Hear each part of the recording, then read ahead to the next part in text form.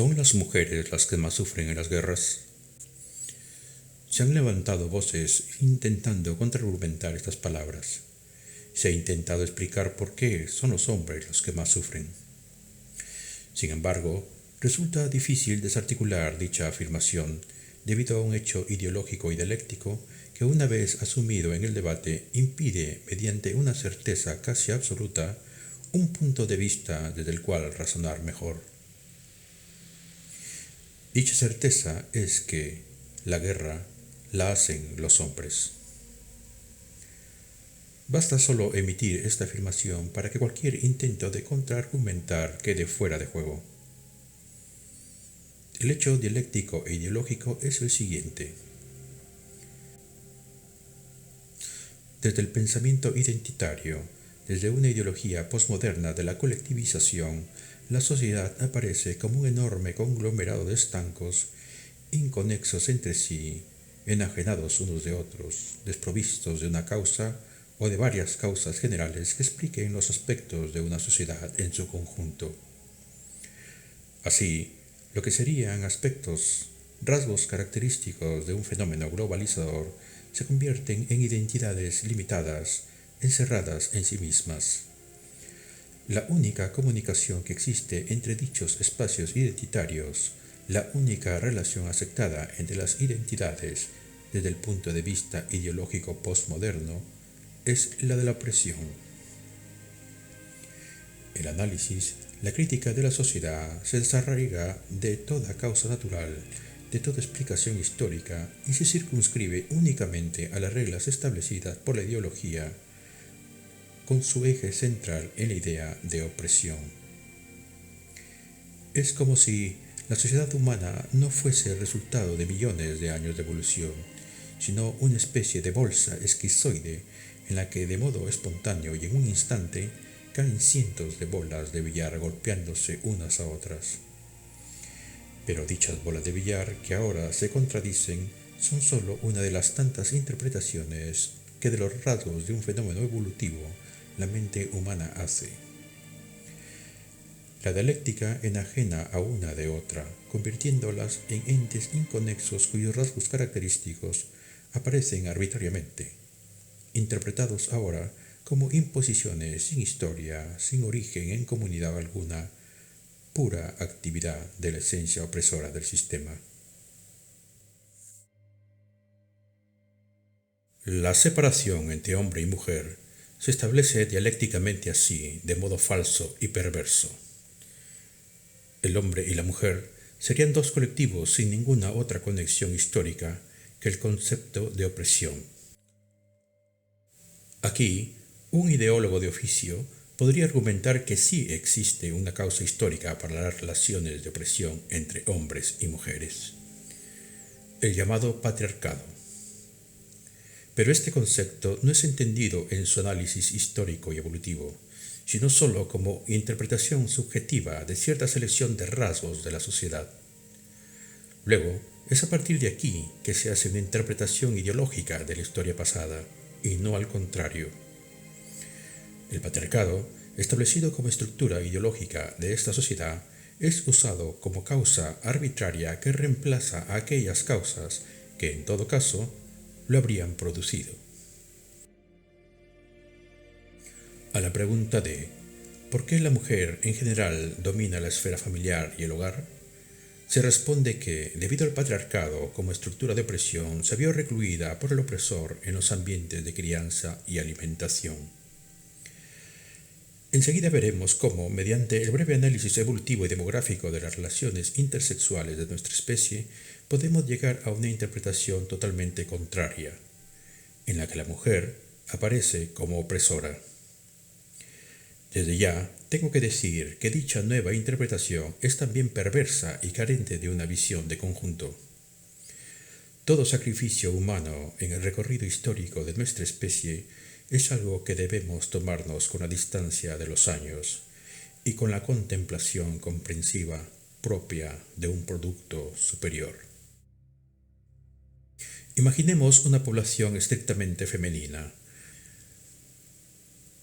una población en la que existe una reproducción asexual, y las mujeres solo engendran individuos idénticos a ellas, es decir, otras mujeres. En un mundo ideal en el que los recursos apareciesen de la nada, dichas poblaciones serían absolutamente viables, y aun existiendo grupos diferenciados en la misma especie, la armonía reinaría, y lo más probable sería que jamás aconteciese algo como una guerra o un conflicto bélico. Pero lo cierto es que la realidad a la que se vio enfrentada nuestra especie era muy distinta.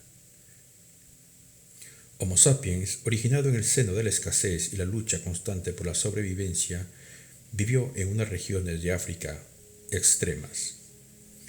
Por desgracia, y remarco por desgracia, la lucha por los recursos implicó desde el primer momento una altísima probabilidad de la necesidad de eliminar a otros individuos de otras poblaciones, tanto para quitarles sus recursos como para evitar que consumieran los propios, e incluso para usar a esos individuos como alimento. En una población de solo mujeres, la lucha por los recursos que implicaba necesariamente enfrentamientos con otras poblaciones, la muerte de los individuos implicaría necesariamente la eliminación de los mismos individuos productores de otros individuos.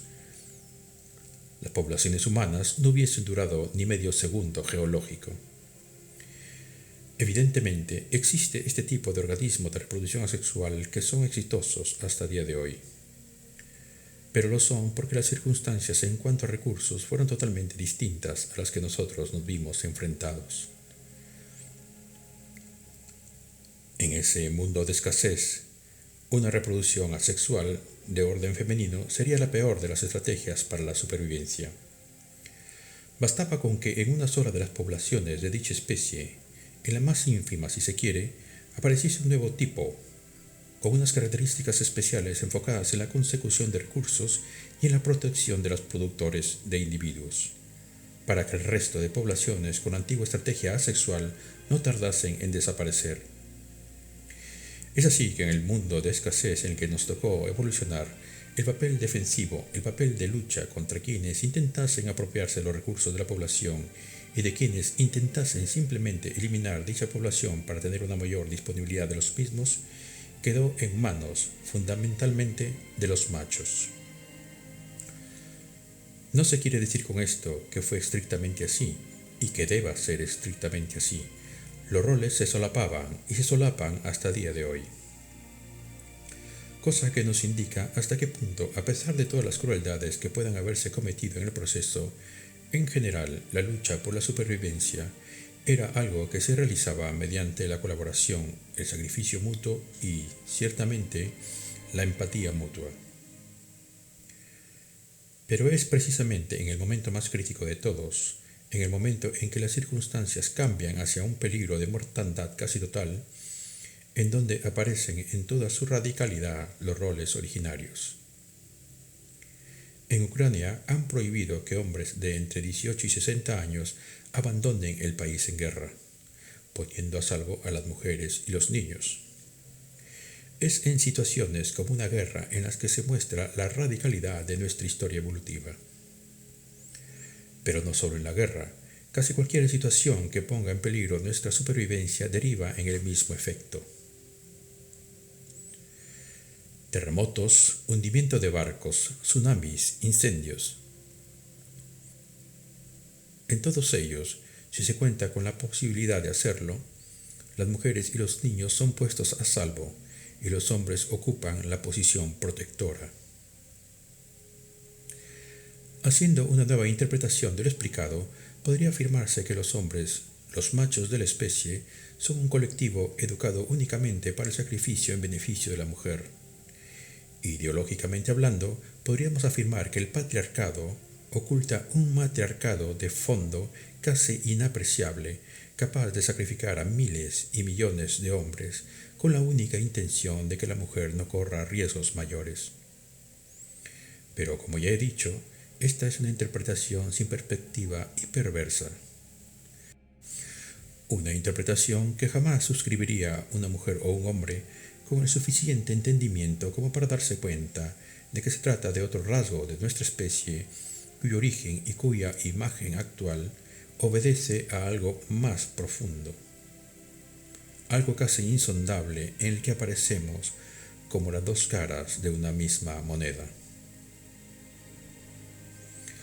La afirmación son las mujeres las que más sufren en la guerra, pues, como hemos visto, se desvanece ante la comprensión de nuestra historia y las razones de nuestras diferencias. Hemos eliminado la dialéctica arbitraria y esquizoide que lo contaminaba todo y ya no podemos hablar así. El sufrimiento de las mujeres está hermanado al de los hombres en un fenómeno complejo de supervivencia de la especie. Que los hombres son los que hacen las guerras es otro argumento que también queda liberado de cierta cantidad de culpa desde el momento en que fue ese el rol fundamental de los machos en poblaciones en que las hembras debían permanecer protegidas. El también esgrimido, si no hubiese hombres no hubiesen guerras, probablemente sea así. Un tiempo, en el momento en que aparezca nuevamente la lucha por los recursos, bastará que solo una pequeña población crea ese engendro destinado a someter a las otras y adueñarse de sus recursos en beneficio de las reproductoras protegidas, y entonces todo comenzará nuevamente. ¿Se quiere decir con todo esto que están mal las cosas como están y que los roles deberían anularse totalmente? Opino que no. No existe nada indigno en proteger a las mujeres y los niños, como tampoco en ser protegida para mantener el hogar intacto. Por lo demás, se trata de una estrategia selectiva que ha funcionado muy bien hasta ahora, y no solo en los seres humanos. Como vemos en la actualidad, en muchas circunstancias que no son necesariamente las guerras, los roles, cuando son requeridos en su radicalidad, funcionan. ¿Algún día viviremos sin guerras? Probablemente. Espero que así sea. En todo caso, habría muchas otras situaciones en un futuro sin guerras en las que los viejos roles habrían de mostrarnos el sorprendente funcionamiento de nuestra especie que nos llevó desde la carroña en el lago Turkana hasta poblar otros planetas. Eso espero.